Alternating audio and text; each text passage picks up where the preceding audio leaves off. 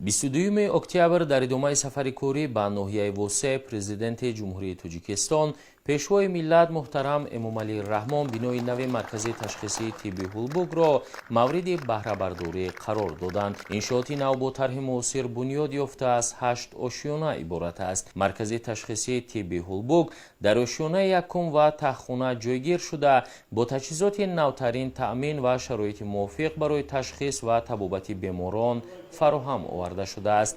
ошёнаи якум дорои 9 ҳуҷра буда дар даромадгоҳ дорухона, гӯшаи гиёҳдармонӣ ва ҳуҷраҳо барои мутахассисони амрози даруна, асабшинос, табиби гӯшу гулӯ ва бинӣ, табиби амрози занона ва қалбшинос ҷой дода шудааст. Иловатан ҳуҷраҳои озмоишӣ ва фаросавтии занон фаъолият мекунанд.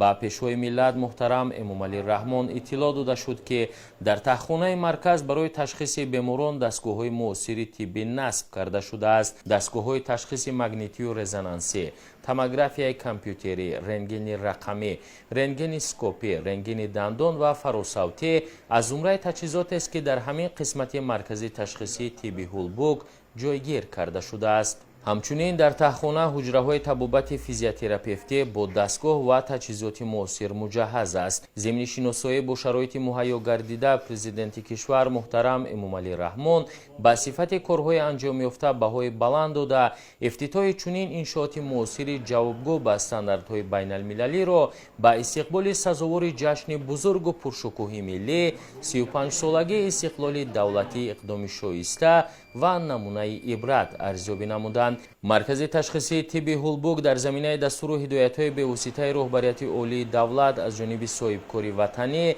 Раҷабалӣ Мирзоалиев бо харҷи 20 миллион сомонӣ ва бо мақсади беҳтар намудани сатҳи хизматрасонии тиббӣ дар ноҳияи восеъ бунёд гардидааст. миннатдори самимии хешро ба пешвои муаззами миллат президенти ҷумҳурии Тоҷикистон муҳтарам Эмомалӣ Раҳмон мерасонам ки мо соҳибкоронро ҳамеша дастгирӣ мекунанд. ҷавобан ба ғамхориҳои пешвои муаззами миллат мо тасмим гирифтем ки дар ноҳияи восеъ маркази тибби Ҳулбуг бунёд намоем. хушбахтона имрӯз бо ташрифи муҳтарам ҷаноби олӣ маркази мо ифтитоҳ гардид.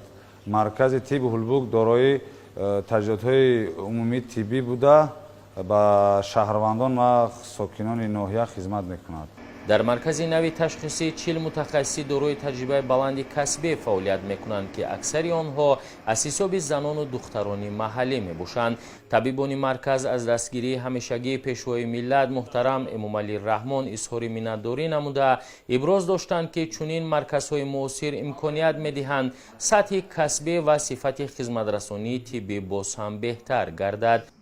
мо табибон миннатдории самимии хешро و پیشوای معظم ملت میرسانیم که ما طبیبان و ساحه تندرستی را همیشه دستگیری نموده امروز با اشتراک پیشوای معظم ملت مرکز تشخیصی طب هولبوگ مورد استفاده قرار گرفت.